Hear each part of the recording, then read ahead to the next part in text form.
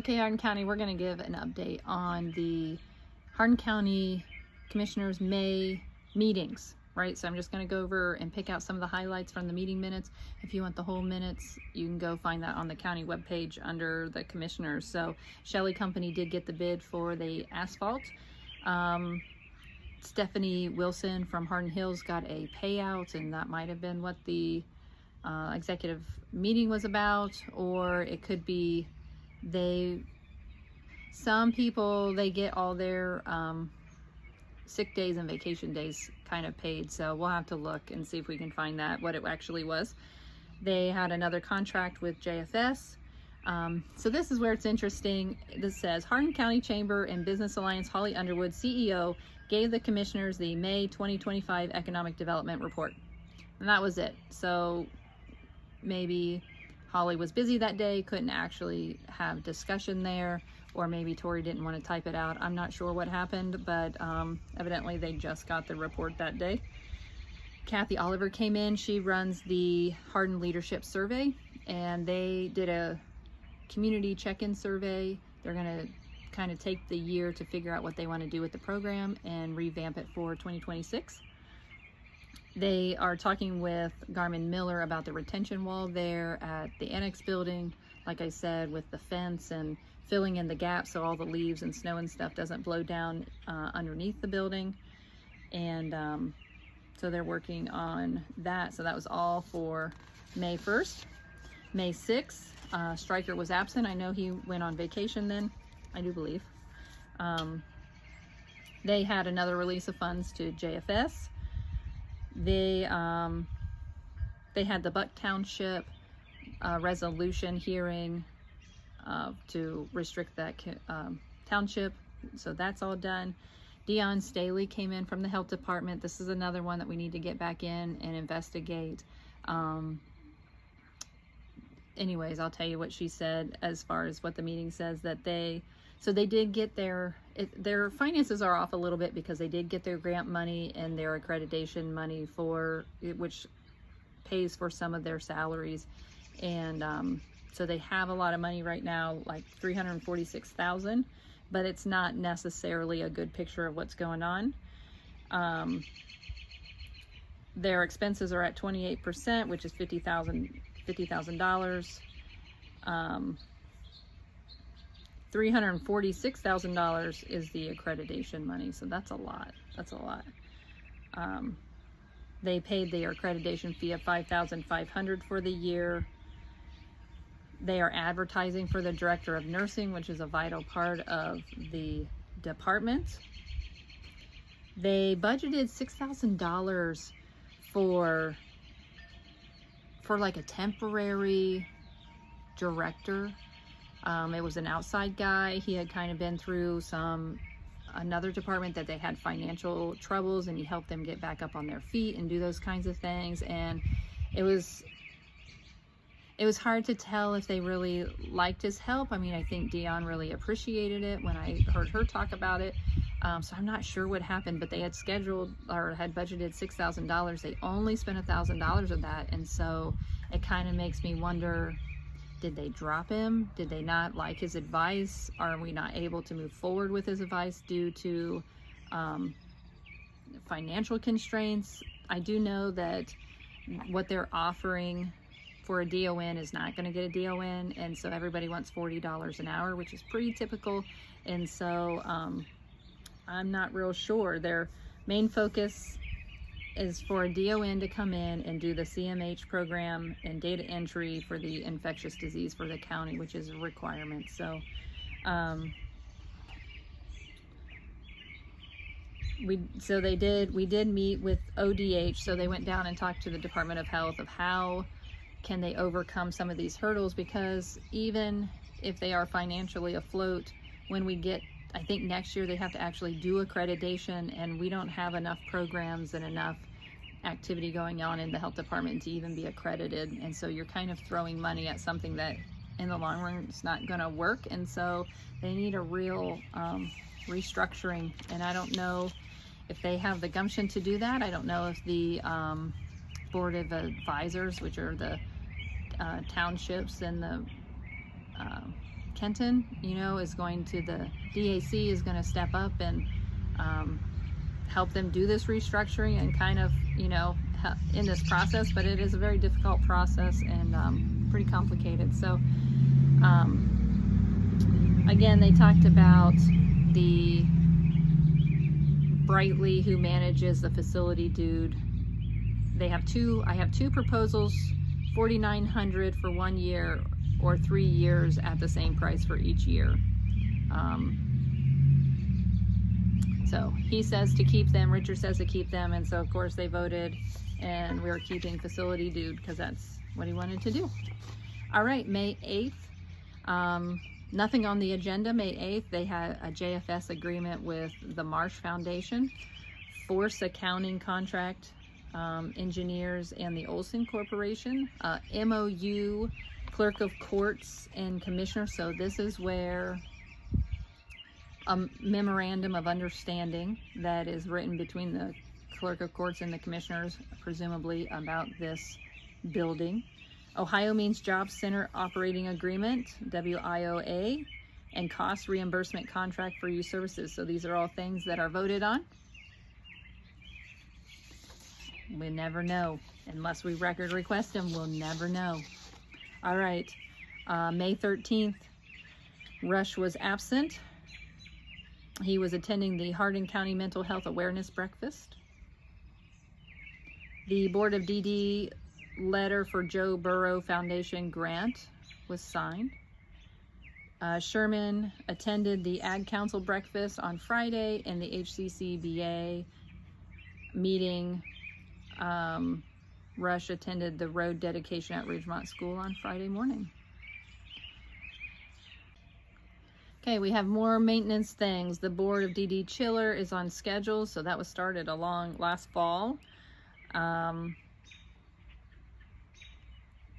Oh, so crane, so they, you know, the lawn at the courthouse that got all, okay, so the city of Kenton is doing all the downtown infrastructure. They had to replace the sewer line there in the road, and so the grant money that they used to pay for that sewer line, it was like $750,000 to attach from the courthouse, from the wall of the courthouse across the lawn and into the new sewer line. The city of Kenton's grant paid for that, $750,000. Now they did go talk to the commissioners, and I think what they ended up was the commissioners paid $100,000 of that money, so they did contribute a little bit to it, but it had to be done. If they didn't replace the sewer line, then they wouldn't have they wouldn't be able to have a sewer line, so it had to be done one way or the other. But Crane is now coming in and fixing the grass that got tore up during that time period, which I kind of thought, because the commissioners are pretty fastidious about the grass at the courthouse, and it wasn't fixed, so I was kind of curious of who was going to eventually do that, but they're waiting on Crane to do that. The EMA LEPC offices are complete except for one area where there is a roof leak and we are waiting on it to be repaired. So anyway, so they'll be moving over pretty soon. That'll be kind of fun to go. Maybe we'll be able to get a little walk through over there so we can all kind of take a peek at it. So that would be exciting. Commissioner Sherman said the tenant at the rental house, which is out there at Hardin Hills, will be calling the maintenance department if there's any issues after hours that they would need help with. The engineers department will be mowing and taking care of trimming for the summer. So I don't know if that's the house or if that's the Hardin Hills property, if they will be mowing all that, because there was discussion where usually it was all done together with Jerry out there doing it, but there was kind of a back and forth, I think before even Roger left, that they wanted to put all that yard maintenance on the lady that was living there, even though they've never done it, you know, the whole time that her mom was there and now she's in that house. So I'm not sure, it's a little ambiguous what they said here. Stryker and Sherman went to the Hardin Hills and did a walkthrough, and then they went to the Keep Hardin County Beautiful luncheon, so it should be abandoned. I know that they're still keeping, it's like $1,200 for the electric out there, but they're keeping that on just in case something would happen, even though I think it's determined an abandoned building. Now we are waiting for Van Crest to announce, which should be here in July, announce where they're building and if they're going to keep the option of Hardin Hills out there or not. So they're kind of waiting on Van Crest to release that land from their use. Okay, so that was it. So really the only thing on the agenda that day was Richard Lawson.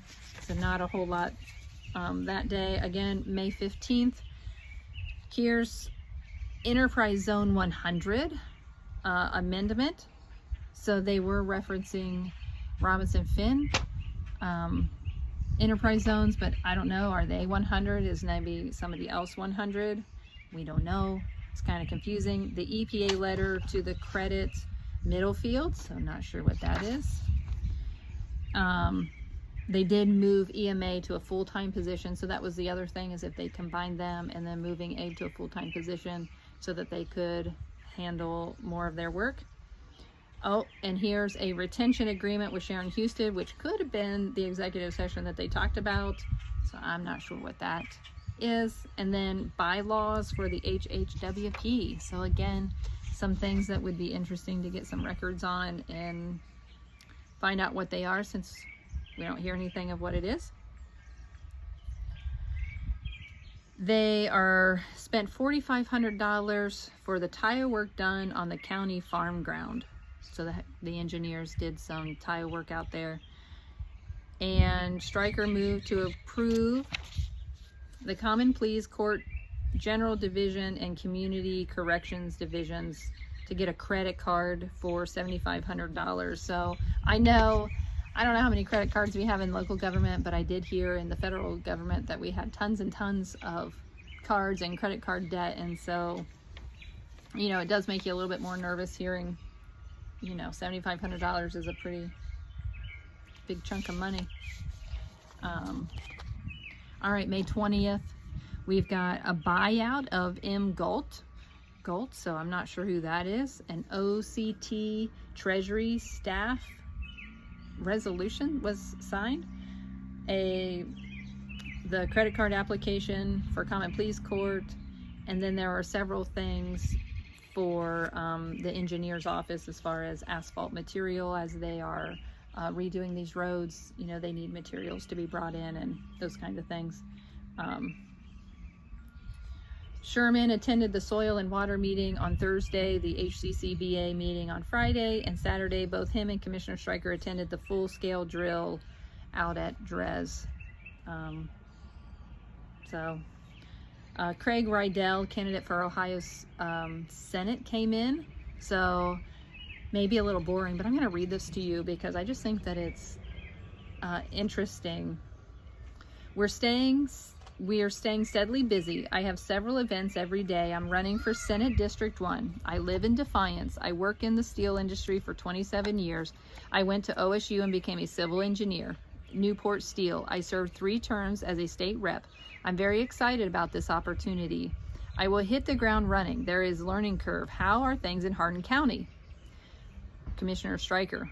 Well, our downtown area is currently torn up as we work on revitalization. Wind and solar are 2 big issues in our county currently. Craig. I was a sponsor of Senate Bill 52, which allows the restrictions on solar. Pretty much how I got elected, especially in Van Wert County. Commissioner Sherman. Sounds like there is movement for no more property taxes. This affects so many different entities. This would be a huge hit to our general fund, plus school districts, MRDD, sheriff, veterans. Do you have any ideas on how to offset that if it comes to fruition in Hardin County? There would be a lot of issues. Craig, it's a terrible idea. The solution is not to eliminate property taxes. Ultimately, it will fall back to General Assembly. It is our job to educate our citizens. How are you guys doing financially? Commissioners, we are sitting very good. Hardin County is out of debt and doing good. Craig, Working in the private sector for 27 years, my passion is bringing good jobs to places like Hardin County. That solves so many problems. It is so important that you have good paying jobs in your community. I am an advocate for eliminating income tax. We need to incentivize, especially our young people, to want to stay and work in Ohio. That is a passion of mine. I was fortunate enough in my personal life to have a good job and provide for my family. So now I am doing this to give back. I promise you, if I have a chance to be your senator, I will be here and I will care for Hardin County as much as all my other counties in Northwest Ohio. Call or text me and I will respond as quickly as I can. I look at this as you are my customers and I am working for you. Thank you for having me. Please reach out if you need anything. I just thought that was interesting. Amber Cronley came in and gave April updates. She's with JFS. They have 28 kids in custody and it's costing $74,000 in board and care costs every month. So interesting. Paul Osborne came in. He's the administrator over in McGuffey. Now it does say Paul Osborne, public participant. I hope he signed the sign-in sheet because that's very important. He basically was giving an update on, they're redoing the baseball fields over there and they got a big grant and, you know, a mural and historical marker, Ray Brown type stuff. So anyways, he gave an update on that for May 20th. We have May 22nd. Sherman went to the museum meeting on Tuesday and they hired a new director. So we did find this out when we talked to the intern out at the Memorial Day events, that they had hired a new lady there. So that'll be interesting, see what kind of thing she does. Luke Underwood came in, and Hardin County engineer on revitalization, Wessler engineer got back with the city. Sounds like, okay, so Wessler is doing, they're the ones working over in Forest. They've done a lot of work in our area for water sewer regionalization kinds of things. And their Summit Street in Kenton is a divide, right? So all the watersheds goes this way or it goes this way. You can move water over that divide, but you cannot move sewer over that divide. And so they want to keep it separate, which is going to cause some problems. Well, it's just going to make things a little bit more complicated.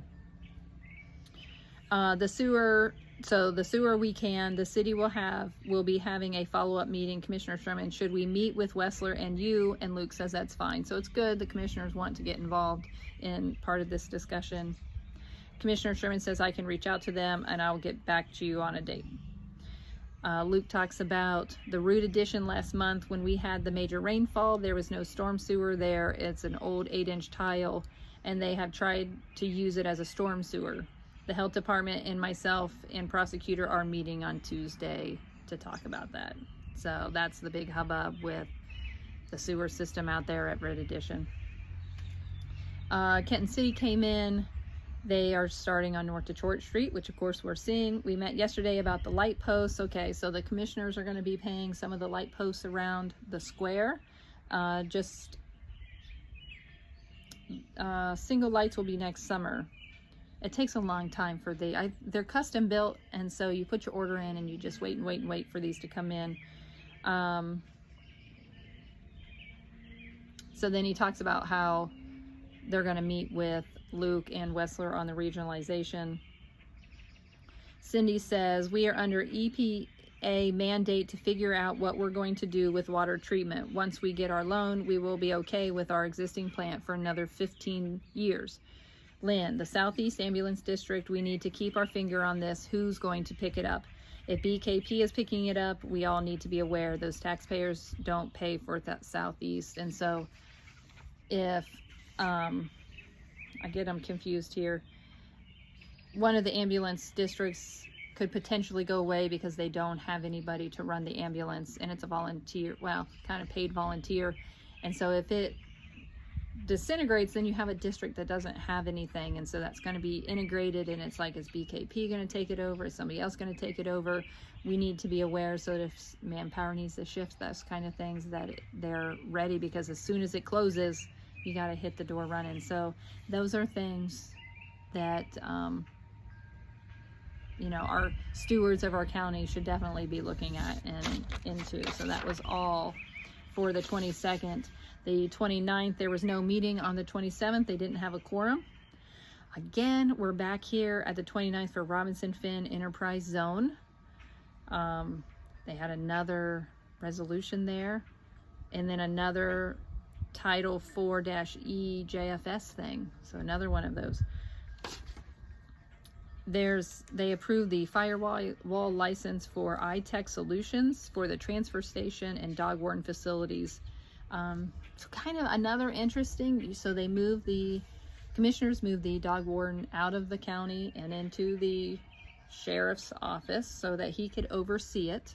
I guess they weren't doing a good job at it, and so they gave it to somebody else. And the sheriff came in and said, hey, can we make this person, I think they made somebody full-time, and then they said, hey, could you pay for their insurance instead of it coming out of the dog warden budget? And they said, sure. And now I'm assuming that their firewall fees were coming out of their own budgets, and then so now they're coming out of the commissioner's budgets. And so kudos to the sheriff for, you know, diversifying some of those funds so that you're using more of the dog tag money strictly for the dog warden, and then some of the administrative costs are getting pushed off onto the commissioners. So it works. Keith Severance came in again. He talks about that they're waiting to see if they pass the drill. You know, so it's a big test, and I think I'm not sure totally how they set it up. Again, it'd be something to investigate, but you know, they kind of dispatch everybody. They have an emergency and they dispatch it, and they see who comes, and you know, and they get graded on it. And so they're waiting to hear that. Kenton City Fire did an excellent job. They were the only ones to show up. Everyone was contacted, but Kenton only one to show up. So that's kind of interesting why they did that. They were concerned the reporting did come in a little too late, maybe from the Jerez side. Traffic control was our end. A few special thanks they want to recognize. So Kenton City Fire, State EPA, and commissioners, and all the evaluators who showed up from other counties. Jerez gets a huge thank you for letting us use the facility, and they did a lot of work for us. This gets us closer with the safety teams. And so it kind of tells them too where they have holes and where they need to shore up different things. And so, you know, of course we have that hazmat thing in Ridgeway, and so, or no, Mount Victory. And so that was another test. I mean, you know, it's really important to have that up and running and a good thing. Their new office area is almost done. Their office chairs are falling apart. They would like new ones for EMA and LAPC. The back, they're going to put signs up on their door in the back entrance, because I think it's just like a door in a wall. And so they're going to put a sign up, and they're asking for a nice awning, so at least it takes off some of the water, you know, if it's raining or whatever, that you can get under there. And it kind of lets people know that there is an office there. So in Mount Victory, they said that each person has to fill out a property damage report where that, I forget what it's called, that farm chemical got spilled, and so they'll have to go through that process. Oh yeah, so loss control. We did qualify for a 3% rebate with BWC this year from the meeting we attended. We had one new claim with Corsa, which was an auto incident. It is now recommended that anyone who's in the accident or who is in an accident and drives a county vehicle should go through defensive training online course. Defensive driving course will be mandated to refresh each year. Do we want to do a black box study? Cost is on Corsa. Should save us $1,500. Commissioner Sherman is opposed to the idea. So I always thought that was really interesting. Here I said in one of my last videos that they were a pass-through office, and that's not true. So it sounds like Keith Severance wants to do a black box study so they can find out what happened in the accident, and Commissioner and to save $1,500, and Sherman just says no, they didn't want to do it. That's all it says in the meeting notes. So not sure what that's all about. Melissa Bodie came in with Sebco, and okay, she gave the Q1 2025 claims review. Again, not much information on that, and that is it. I know it's a long video, but thank you for watching, and I hope this helps. Let me know what you think about this style. It's, like I said, it's not everything that's in there, but it shows you kind of the highlights of what's going on in Hardin County, and we'll be definitely keeping your eye. We're going to be doing some records requests to see if we can't get some of this additional information, so that we can find out kind of behind the scenes what's, you know, the facts of it, and we'll go from there. All right, Hardin County, thank you. We'll see you later.